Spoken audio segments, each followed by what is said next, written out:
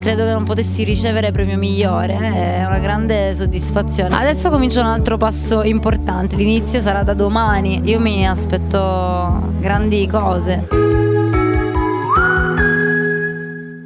Ne sono felicissima, è un premio meraviglioso, io non me l'aspettavo assolutamente, quindi indipendentemente da un primo, da un secondo, da un terzo posto, credo che non potessi ricevere premio migliore, è una grande soddisfazione che dedico a mia madre, alla mia Sicilia, a tutte le persone che hanno creduto in me, che con me ci hanno lavorato fino ad oggi per far sì che venisse fuori qualcosa di molto bello. Stasera è stata più sentita della volta scorsa, forse c'era un po' più di tensione, si sentiva di più la competizione, e poi tra l'altro nel pubblico ci stava mio padre con mia sorella, quindi per me è stato ancora più emozionante, da magone allo stomaco. Adesso comincia un altro passo importante, diciamo che Sanremo è una vetrina grande, importante, però tutto inizia dopo, quindi